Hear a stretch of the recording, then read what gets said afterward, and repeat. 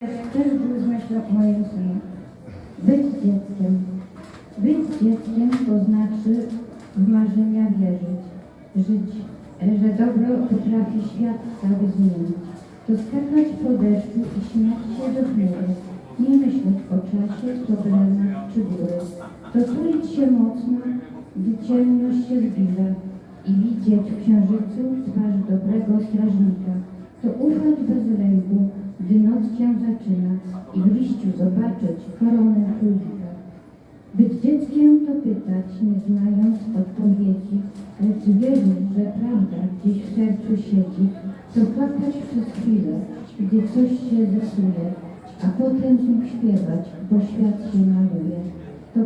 To w każdym kamyku dostrzec coś nowego, to w patyku mieć króla, w trawie coś żywego.